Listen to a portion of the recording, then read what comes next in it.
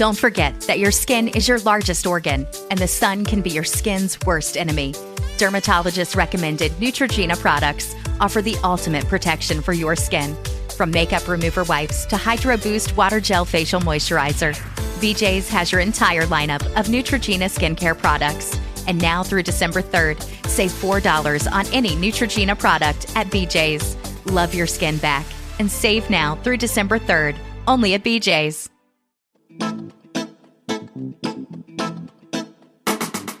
Hello and welcome to History for Weirdos. We're your hosts, Andrew and Stephanie. And each week, we're going to take you on a journey into the strange, obscure, and relentlessly entertaining corners of human history. Now listen up, friends, because it's about to get weird.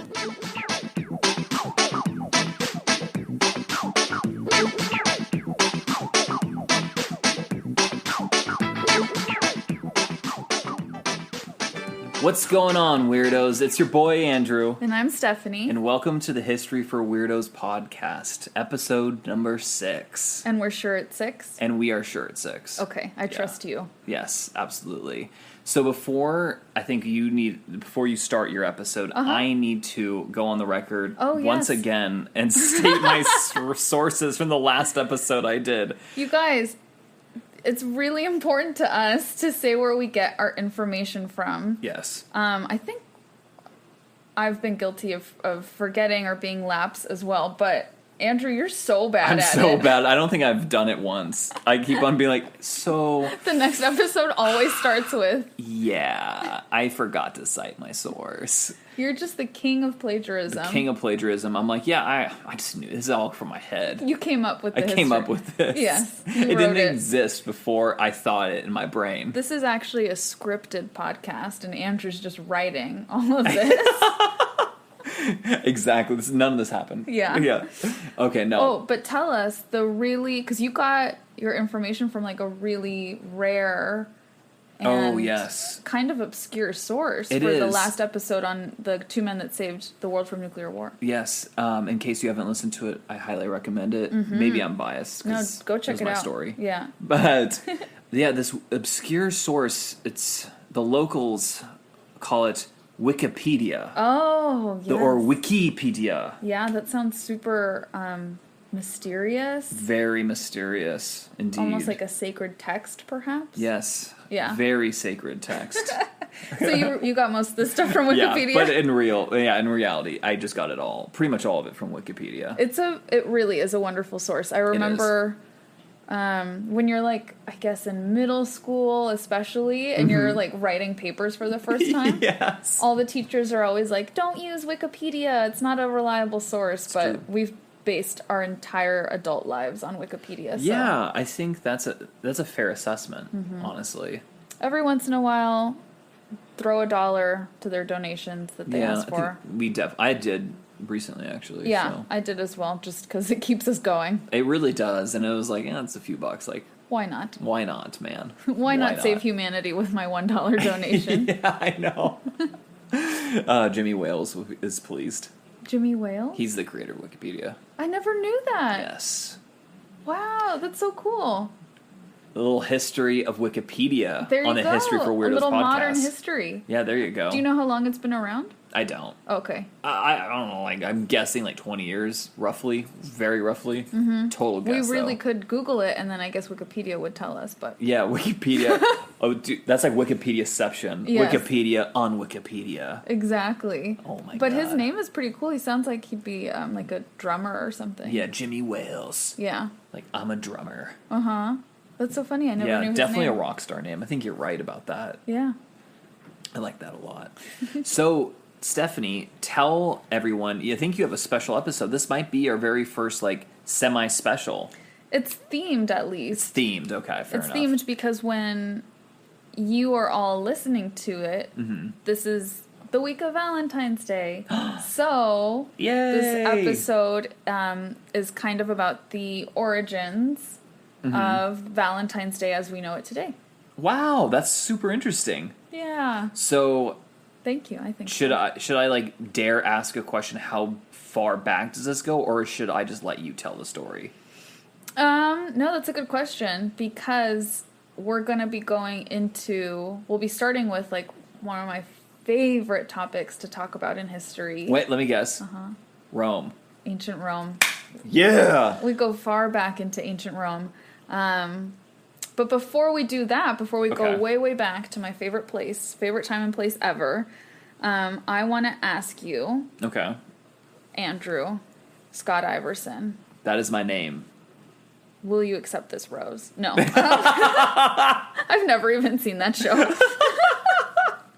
No, I was going to ask you, what do you think of when you think of Valentine's Day? I do think of roses. Red roses in particular. Yeah, that's true. Maybe pink, but it's definitely red for sure. Because it's love. Yeah, that's like the love color. The love. I think of like chocolate. I think of like scented candles. I think of like a nice dinner. Yes. I think of maybe like a movie, but like that's kind of like, that's not quite as important, or like Valentine theme. Definitely hearts. Hearts are huge. Hearts, especially the hearts with the chocolates inside. Yeah, that combines those two things. Absolutely.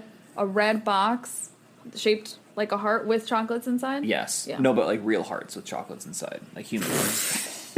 For a second, I got really scared. I was like, where's this going? And then I realized you were joking. I was, all right. Oh, yeah, totally, I was joking. Yeah, right. Yeah. Right. Yeah.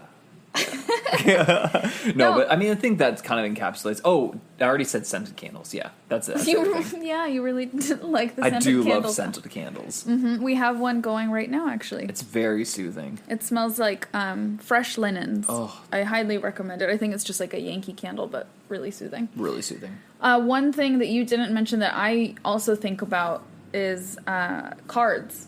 Oh, yeah, like Valentine's Day cards. Yeah, absolutely. And I guess for me, it's the memory of when you're little, when you're in elementary school, and everyone has to get everyone cards. Yeah, and everyone makes those little, like, paper bag things. Yes. Yeah.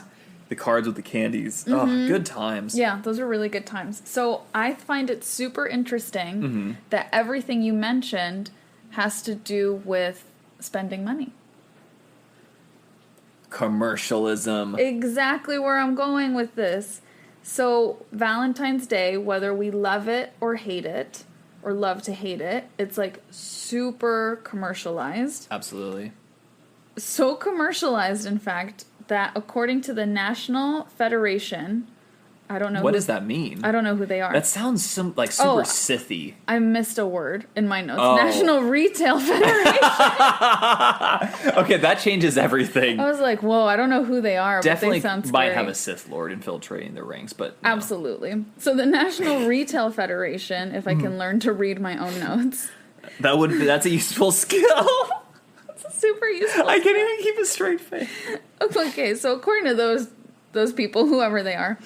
This year alone, 2020, they have projected that folks will spend approximately $19.6 billion in the United States on Valentine's Day. Dude, are you serious? That's like, okay, so that's round that up. That's $20 billion. Mm-hmm. That is, I'm, you know what? It's kind of crazy though. I was actually expecting it to be higher. I don't know why. Just because we just love spending money as a culture, and then also like Valentine's Day is like, you're right. Like it's a commercial like day almost, right? It's so like it's just intrinsic in the holiday is like you celebrate by purchasing things. Exactly. Yeah, like Hallmark is like, give me money. Mm-hmm. We give you this piece of paper that costs like $7. Yeah. Give us money. Yeah, they'll come in later in the story. But I'm going to tell you, you'll see. Oh, a little spoiler alert. Yeah, so super, my brain just went blank. It's okay. It's been a long week. Yeah, it really has. We're recording this on a Friday night. This is our wild Friday night. We're getting turned. Is hanging out with you all, and you're not even here. So yes, but you know what? I love hanging out with you guys. You're great listeners. Yeah, that makes us a little sad hanging out with people that aren't here. But at least we have each other. That's true. But what I was going to say is that you were super spot on with the Hallmark and the commercialized thing. So I will get into that later. Okay. For now, I want to jump into the more ancient, pre-commercialized version of Valentine's Day. And does this lead us on the road to Rome? Yes, all roads do, don't they? They do. So, let's start this with a word that I think is going to mean something to you. The ancient Roman celebration that I'm going to be referred to is called the Lupercalia. Does that sound familiar? Wait a second. Like there's a pop culture reference. Yes, wait, hold on. Wait, it's not Buffy. It's oh my god, it's the Chilling Adventures of Sabrina. Exactly. Oh my god, they celebrate that in like season 2 or something. Yeah. They and I think it's meant to be like around Valentine's Day in the show as well. So, that's obviously much more of like a poppy teen version of the celebration, but that's actually based in this very real, ancient ritual, ancient tradition.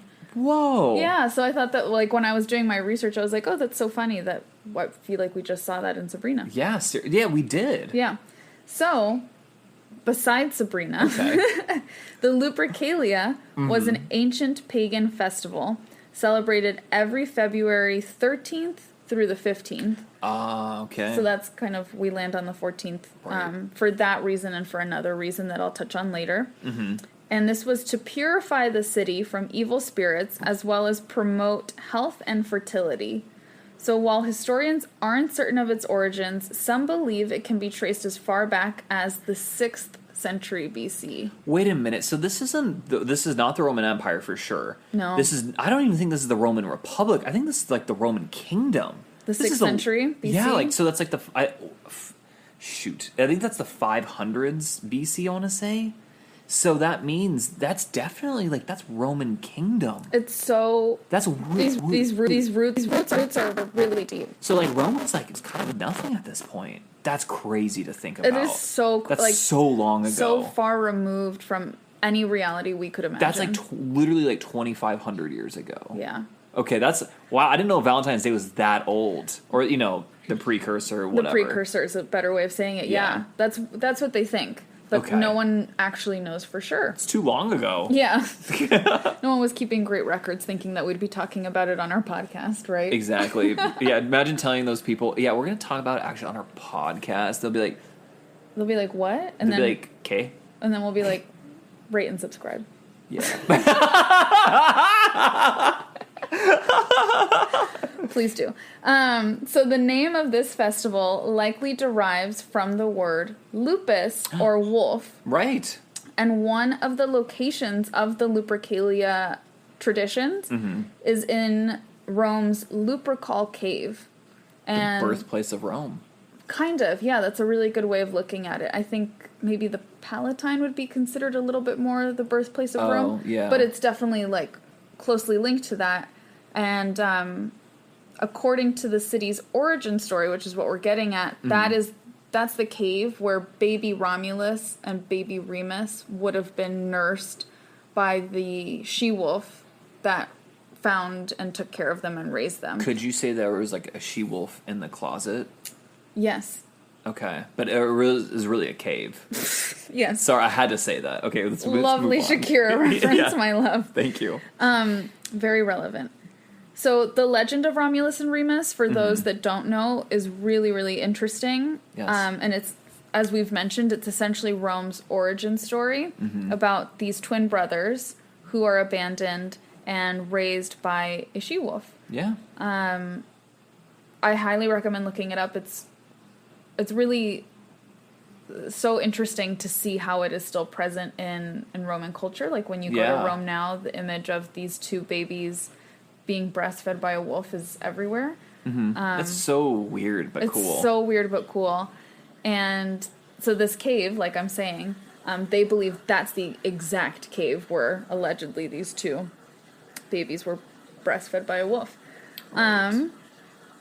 But getting back to this story, because we could really go on and on about the whole story of Romulus and Remus and and the alleged curse that it put on Rome forever, but bringing it back to the Lupercalia. Absolutely. What happened during it, and was it similar to our Valentine's Day, you ask, Andrew? Wait, Stephanie, was it similar to our Valentine's Day? No. Oh, okay. Not really. The Lupercalia consisted of Dun, dun, dun. Violence, ritual sacrifices, and as one article put it, the Lupercalia was, in quotes, very sexually charged. So this sounds just like our Valentine's Day. It's almost identical. Okay. But let me get into some details. As I mentioned, the festival took place, or it began, in the Lupercal Cave, and it was kicked off by the sacrifice of at least one male goat. Aww. I know, and the male goat was supposed to represent sexuality. I'm kind of at a loss for words there. That's so weird. It's very weird. It's almost appropriate for this podcast, History for Weirdness. It all comes back. It all comes back. But you know what I think is super interesting about that is when I read that, I at first put in my notes in parentheses, like, why? But as I've kind of thought about it, as it's plagued the back of my mind, it actually makes sense when we think of our Christian imagery of Satan, who typically has goat-like features. Yes. So I think maybe that might have to do with why we associate Satan with like hooves and things like that, is because of this very ancient connection or this linkage between the imagery of a goat and sexuality. And of course, Christianity is super not down with sexuality. No, absolutely not. So I just thought that was really interesting. Wow, that was a really good observation. I would have never picked up on that. Well, thank you. Yeah. And Andrew, you're really not going to like this second part. Okay. Sorry, I'm already mad. I don't even know what's going on. So in addition to one male goat, they would also sacrifice a dog. Okay, I'm done. I hate Romans now. Oh, I mean, yeah, that's not nice. I can't defend them. Yeah. Dude, what the hell? Yeah. Don't kill a dog. Kill people. Don't kill dogs. That's our trademark. Yeah. Trademark pending. Yeah. Kill people, don't kill dogs. No, please don't kill anyone. Yeah, don't. I was joking, guys. Please don't. I'm moving on. Moving on. From your outburst. These sacrifices were performed by priests who were specifically dedicated to the Lupercalia. In fact, these priests were actually called Luperci, or I don't know if that's pronounced Luperci or Luperci, but they were ordained in, like, all year they just prepared. Ritual sacrifice. Yes, my love. They were just preparing for the Lupercalia. So I want to read a direct quote from a History.com article that I read on what the priests did after these two sacrifices, because it's really weird. Oh. And I like it. Okay. In quotes, afterwards, the foreheads of two naked Luperci were smeared with the animal's blood using the bloody sacrificial knife. The blood was then removed with a piece of milk-soaked wool as the Luperci laughed. Okay, they were definitely on drugs. Maybe. I don't know. I mean, how could any sane person do that? Or drunk. Maybe really drunk. Yeah. But drugs.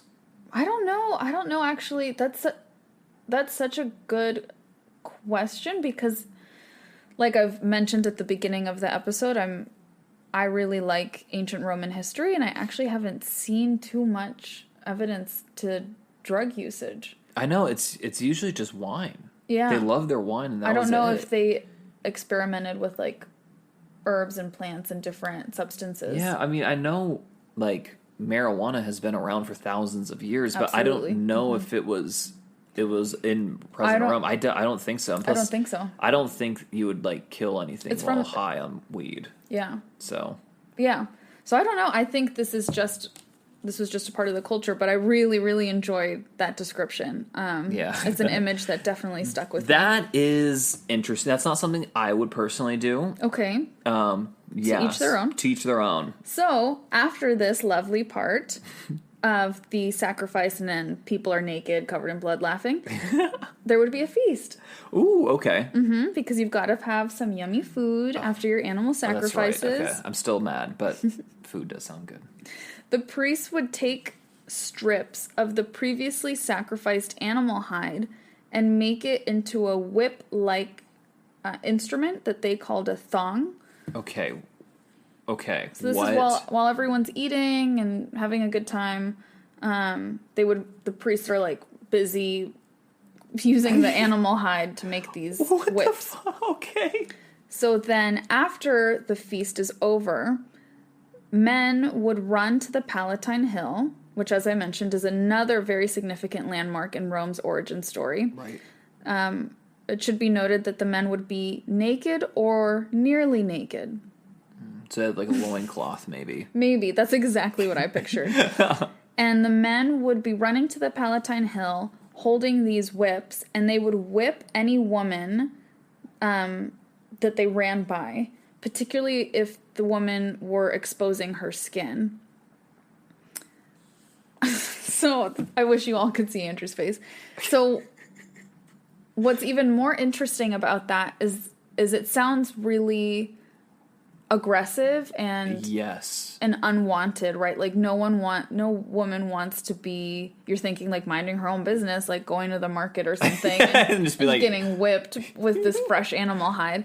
But like I said, this was a major celebration to purify the entire city and to raise fertility, which was super important for survival back then, right? People really valued fertility. So actually women would intentionally go and wait in the path where they knew the men would be running up to the Palatine, and they would expose parts of their skin, waiting for men to whip them because they believed that this would make them more fertile. Oh, wow. This is very not scientific, I believe. Also, it's important to note that everyone involved at this point is very drunk. Okay, that actually makes a lot more sense now. Men, women, priests, like everyone drank a ton of wine during the feast and then went to their designated jobs of being whipped or getting whipped. So I don't know if you mentioned this, but like, did you say it was during people were eating or after? After the feast. After the feast, okay. That makes more sense. So like the feast is happening, priests are making the whips. Okay. Feast is over, men grab the whips, women go get ready to get whipped. Everyone's drunk. Oh my God. Yeah, the words sexually charged seem really appropriate here. Yeah, I agree. So there was also a portion of the festivities referred to as the pairing. And in the pairing, the men would pick the name of a woman from a jar, and then they would be coupled together, at least throughout the festival, and sometimes for an entire year until next year's festival. And if it was a good match, the couple would actually just get married. Wow. That's just leaving it up to fate. Yeah, so, well, I guess you choose to get married. Like I guess, yeah. If they felt like they were a good match. That's true. They would get married. Point. I just think it's really interesting to think about what coupling meant. Like, I wonder if it did mean having sex with the person who you were paired with. Right. Or if it just meant, like, just spending the whole festival with them. I actually probably could have researched that further. So I apologize for that, but I think it's just too weird. It's just strange, and I just assumed that meant they were sleeping together for the festival or for the year, and then maybe the year's up, and they're like, that was enough, and just let's each go on our way. Yes. Really, really interesting. Very, very interesting. Weird, if you believe. Yeah. Yeah. Very weird. They were a bunch of weirdos for sure. Yes. So that's the ancient Roman aspect. Okay. The Lupercalia, the whipping, the goat's blood, the sacrifice. Very ancient. The pairing, all that really cool stuff. Cool. But then the Catholics come into play. Ooh. Bum, ba-da-da. So officially Valentine's Day was created to celebrate the feast of the Christian martyr known as St. Valentine. St. Valentine, the homie. There are actually several legends about St. Valentine, and it's not clear what the truth is, but generally, this is what the legend says. In Rome during the 3rd century AD, a man named Valentine was set to be executed by Emperor Claudius II for performing secret marriage ceremonies for persecuted Christian couples in love. Wow, what an asshole. Yeah, what a dick. Yeah, seriously. Definitely execute this guy. Yeah, like, also, yeah, what was the rationale? These people were nuts back then. People are nuts now, babe. That's true. Fair enough. So, allegedly, before Valentine was executed, he was imprisoned, right? Like, you're waiting to be executed. And during his imprisonment, he tried to convert Emperor Claudius II to Christianity. Man, dude, I mean, honestly, that's just going out in style. He's like, yeah, you know what? I know I'm going to die, but, like, let's just go out swinging. Yeah, exactly. I mean, he must have been thinking, I've got nothing to lose. Why not do this on my way out? Dude, what a homie. This very obviously outraged the emperor, who demanded that Valentine renounce his religion. And essentially he said, if you renounce your Christian faith right now, I'll let you walk away and live. Wow. But if you don't renounce it, your execution's been moved up to today. And Valentine chose death, and he was subsequently beheaded. Oh, poor Valentine. Mm-hmm. That's just not chill. I know. That's definitely, I mean, that's literal faith right there. Like, he truly believed in what he was doing. What I find really interesting about this story is that historians have found that a few years apart from each other, this same Emperor Claudius II actually sentenced 2 different men named Valentine to death on February 14th. Okay, what are the odds of that? So we're not even sure when we celebrate the Feast of St. Valentine which dude we're celebrating.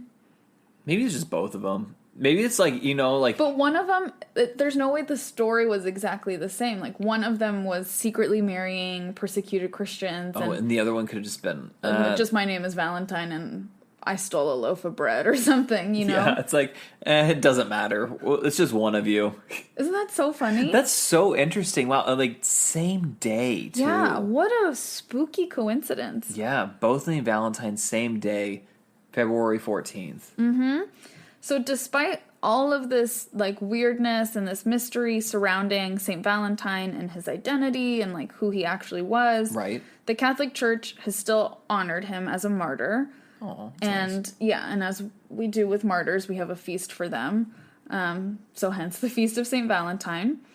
And because of the stories that Valentine was known for marrying the persecuted Christian couples, that's like why we associate it with love. Right, with like love and romance. Oh, that's really sweet. Yeah, and he became known as like the patron of lovers. And what's kind of funny about that is that it was in the late 5th century AD that Pope Gelasius? What do you think that says? Glaciary. Gelasius? I like the Gelasius. Gelasius the First, right? Okay, that's his new name. Gelasius. Pope Gelasius the First officially like declared, like, you guys can't do the Lupercalia anymore, Romans, because they were still doing it. Oh my god! And he was like, how the turntables. Yes, and he was like, this is ridiculous. So I'm just declaring February 14th the day that we celebrate Valentine instead, because that's a very common Catholic Church strategy, is to not just take away sort of like an indigenous or a native tradition, not just to take it away, because then people are going to be super pissed because you took their party away, but to replace it with a Catholic one so that people still feel like they're getting something. It's like that's a genius. Yeah, it typically works, and but the way it usually plays out is just that the culture is a little muddled of the two. Right, they're playing like the long con. Yeah. A really well-known example would be Dia de los Muertos in Mexico and other parts of Latin America. Right. In the Catholic Church is actually seen as All Saints' Day.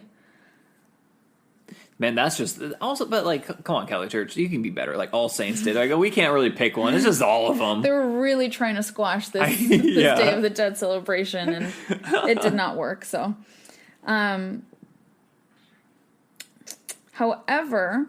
Oh, okay, so I should say that a reason that the Pope wanted to get rid of the Lupercalia was because everyone was all, like, passionate and sexually charged, as we've stated. Oh, and you can't have that. Yeah, he was like, that's Satan stuff right there. Yeah, that's the goat thing. That's the goat, and not the greatest of all time, no. but, like, literal goat. That's a literal goat.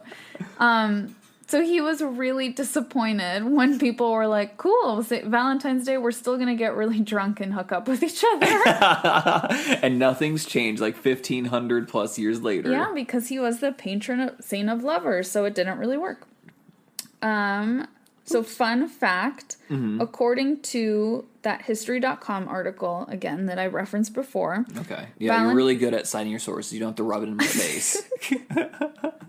I'm just trying to make you a better person. You can't. You're going to fail. You're already awesome, babe. You just need to plagiarize a little bit less. Okay. Valentine's Day continues to use some Lupercalian symbolism.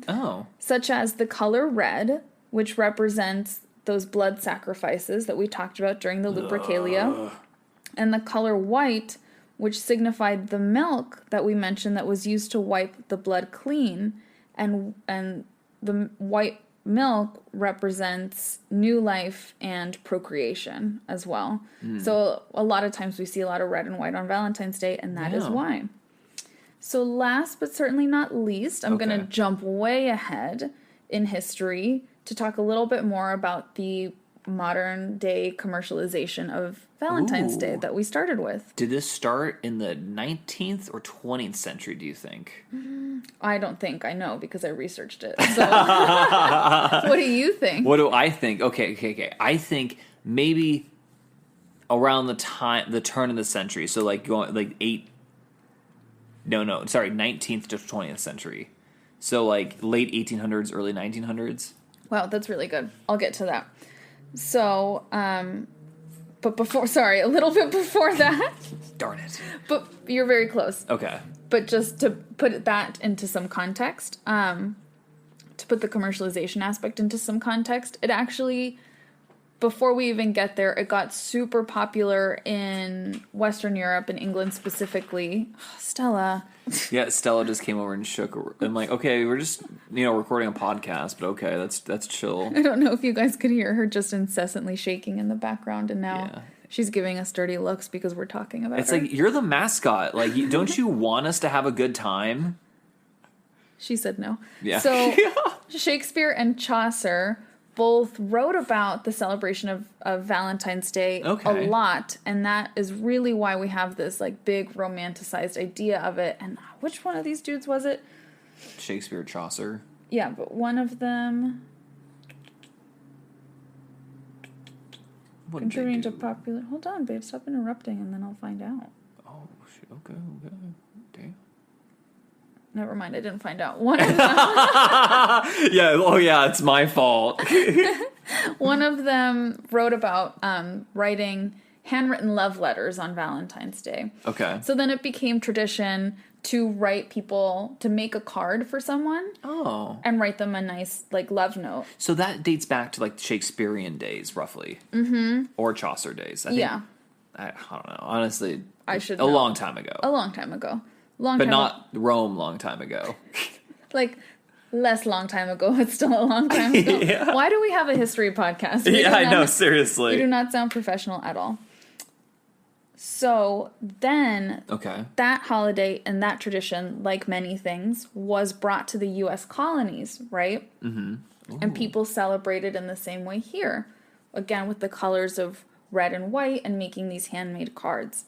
Then we had the Industrial Revolution, which provided factories, as we know, in the 19th century. And in 1913, Hallmark cards of Kansas City, Missouri, began to mass produce Valentines, and it's been a downhill ride ever since for Valentine's Day. So around the turn of the century, roughly. Yeah, so you were super spot on. Literally, you were early 1900s. I was very impressed. 1913 is when they first started mass producing Valentine's Day cards. You can't see it, guys, but I'm T-bowing right now. Yeah, I wish I couldn't see it also. So that is the really abridged version of the journey of Valentine's Day, from goat sacrifices in the Lupercal Cave to Kansas City, Missouri Hallmark cards. Wow, so we just spanned 2,500 years roughly, and the entire Northern Hemisphere. Exactly. And I'm sure that, I mean, in much more modern history, I'm sure there's so many different cultural and economic reasons that it's so commercialized today, but I found it really interesting that Hallmark really started it all. Like, wow. People say that it's just like a made-up Hallmark holiday. It's not a made-up holiday, but Hallmark did an amazing job of capitalizing on it. They did what the Catholic Church did with, like, yeah, with, like, you know, native or local traditions. Yeah. Mm-hmm. Interesting. They caught on. Kind of, but instead of replacing it and saying, like, do this instead, they saw what people were already doing and they amplified it, I guess. And they're like, spend money on us. Yeah, and it's so much easier instead of hand-making your sweetheart a card to just buy one and sign your name to it. Just go to, like, this local supermarket and boom, it's like, they have them. Well, I don't think they used to have them in the supermarket back then. No, you're right. They would probably have them in the Hallmark stores. Yeah, wow. Yeah, or I don't know where else people used to buy, post office or something. Yeah, they had a distribution network or something. That's boring. That's neither here nor there. Yeah. What is interesting and something that I think all of our listeners should know is that you are the worst at giving cards. I'm terrible at cards. You know what? Maybe part of me deep down is like, I'm just like, this is like commercialized and it is stupid. Like, I know it shouldn't be, but you guys, is. Like, it could be a really joyous occasion or a little more somber or something, and Andrew just literally, if you get a card from Andrew, it just says Andrew. He does not add anything good to that card. And it's rare I give out cards ever. Yeah. I think you and I try to give each other Valentine's cards just to remember that when we're older as like kind of more of a way of marking time. Mm-hmm. But I agree. I'm not super into giving cards as well. Yeah. But I do like getting them. So I will say that for all the people that are really good at giving cards. Like, good job. It's impressive. It's super sweet and lovely, especially when you get one in the mail for someone. That's true. Yeah, for someone to think of you. I know. I do appreciate, like, getting cards from my grandparents. Yeah, your grandparents give good cards. Yeah. So, again, because I'm not Andrew, I am going to cite my sources. Oh my god, I'm just getting, like, roasted here. We should just name this episode The Roasting of Andrew. I know, okay, I swear, the next episode I do, I'm citing my sources. Well, the first one is from the Smithsonian. Oh, how the turntables again. Please edit that out. Nope, not happening. Smithsonian, there we go. There you go. Magazine. Okay. As well as NPR. This really cool article called The Dark Origins of Valentine's Day. And the History.com article called Lupercalia in Ancient Rome. Wow, okay. You actually had, like, you didn't just do Wikipedia like me. I'm just so lazy sometimes, I guess. No, Boom. That's fine. Wikipedia is, like, a really good place to start. And then that from there is usually where I, like, get the deeper sources. Yeah. But that is the origins, more or less, of Valentine's Day. Wow, I learned so much. I had no idea about any of this. This is so incredible. Glad. Yeah, I didn't know about, like, most of those things either, and I love anything that brings us back to ancient Rome. Yeah, mm-hmm. Like, or like, who would have thought? Like you said, like the Roman kingdom. Yeah, way, way, way back. Like, that's like the beginning. Like, the first. There's only like 7 rulers in the Roman kingdom. Mm-hmm. Like, it's crazy. Yeah, I definitely expect that we'll do more really fun ancient Roman stories because there's just some really weird stuff in there. Yeah, I know it's like Rome is like overdone, but like there are some things that like people don't even talk about because there's so much to talk about. And there's so much weird stuff. Yeah, oh god, they were so weird. Mm-hmm. Perverts. Yes, yes. I don't think they have it anymore, but I don't know. I didn't see it the last time we went, but the Getty Villa, which is this amazing museum here in Los Angeles that is designed like a Roman villa. Yeah, it's amazing. And houses a lot of really beautiful ancient art from all over the world, like Persian art, Greek art. Of course, Roman as well. Etruscan art. Really cool. They used to have like a little library room, but I haven't seen it recently. And in there, they had these really cool books, and I walk in and there's like one out on the table, like a little kid's looking at it, and then he just like walks away. So I go to see what he was looking at, and it's just called Sex in Ancient Rome. Oh my God. How old was this kid? This kid must have been like 8 years old. Oh my God, that's amazing. And I just open up, like the page that it was open to was like a pot or something with an image of a man having sex with a goat on the side. Oh my God. Oh, this poor child. Yeah, Mind I'm sure corrupted. the little kid probably just opened it and then just ran away and like hid. Has cried. nightmares until today. You know what's interesting? Mm-hmm. I don't know if I'm just making this up in my head or not, but like I'm pretty sure I saw the bronze statue of the lupus or the lupa feeding like the twins. The twins, yeah, Romulus and Remus. Where? And the villa. Oh yeah, I'm sure there's so many. Yeah. I'm pretty sure I saw it there. Of course, that wouldn't surprise me at all. Yeah, beautiful in person. I know, it's really cool. Yeah. Really, really cool. So I just got an idea. Oh, okay. And tell me if you think it's dumb. If it's dumb, we can edit it out. But nope, not editing. You just don't want to edit. Nope. Yeah. We should end this episode with a personal history story on Valentine's Day. Okay. Like if you have a favorite or a least favorite or a silly Valentine's memory that you feel comfortable sharing with people. Ooh. You can do one, I can do one. Okay, you go first. Okay, mine, I'm a team player because the first one that comes to mind is super embarrassing. Yeah, definitely a deep dive into Stephanie Serrati's personal history. So weird to say your own name. So when I was in like 8th grade maybe. 8th grade, okay. My friend and I will not name her in order to protect the innocent, because she did not sign up for this exposure. No. But she was sleeping over at my place, I think. And scandalous. And it was, so she was sleeping over at my place, and it was really common back then to, in our school at least, to send people like gifts for Valentine's Day, like little like candygrams, or to buy your friends or like the girl that you liked like a flower or something, and it gets sent to their classroom. But we knew who we were, and we knew no boy was sending us anything. Oh. So we went to Rite Aid and we bought ourselves like teddy bears, like and chocolates. And then we gave them to my mom, and we confused the heck out of my mom as to why she needed to take them to the office the next day, which was Valentine's Day, and tell them to deliver it to our homeroom.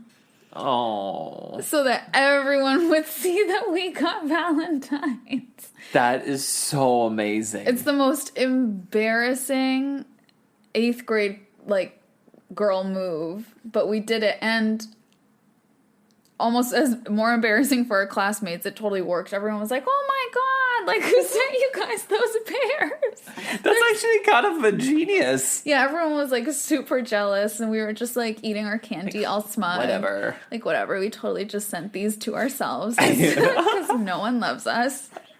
Well, I love you. So that is my super embarrassing. But I wanted to end it on something funny. That's not too bad. Do you have a favorite Valentine's story? You know what? I'm trying to think of one, and I don't have anything that good, so... What could be as good as me humiliating myself yeah, on our definitely podcast? Don't. I just remember one time, I think this was like, man, this must have been like first grade or like kindergarten or something, and I definitely had like a little crush on like one of my schoolmates. Yeah, and I remember that's so sweet. She didn't get me a Valentine, and I was like crushed. Oh, really? What a bitch. True. She's a first grader. I know. But that is so heartbreaking when you're that age. It was. Didn't you, in your class, didn't you have to give everyone one? That's what I thought. And I still got screwed over. She was like, I really don't want this guy to think I'm into him. I know, seriously. Jeez. I know, like... Well, I appreciate... Andrew circa, like, 1998 or whatever was, like, heartbroken. I appreciate you also sharing an embarrassing one. That's super embarrassing, I know. Again, we might just edit all of this out. Nope. Our listeners need to know the truth. The truth about what losers we are. Yes. Absolutely. Well, that wraps up this episode on Valentine's Day. Well, thank you so much for telling us the story. Yeah, thank you to all the weirdos out there listening. Please rate and subscribe if you have not already. We know that we have like really awesome friends and family that have already done so, but the reason that we're super annoying and ask you guys is because it helps other people find our podcast. Mm-hmm. So people that don't know us, when they search it, it'll come up more easily if you leave some sort of rating or review and you subscribe to it. And you can also follow us on the interwebs where? The interwebs. You can find us on Instagram at History for Weirdos. You can also find us on Twitter, again, History for Weirdos, and TikTok, which is history_for_weirdos. And you can also find our website, historyforweirdos.com. And you can send us an email, historyforweirdos@gmail.com, correct? That's correct. If you have a really cool, or even just moderately cool or kind of meh, weird history story that you would like for us to cover, just like a suggestion, please let us know because we're always looking for more stories. Yeah. Or if you have any comments or... you want to call Andrew out on the fact that he didn't cite his sources, whatever. Do it. Please email us. I deserve the pain. We look forward to hearing from you. So thank you again so much for listening. Absolutely. And I think for now, goodbye, weirdos. Goodbye, weirdos.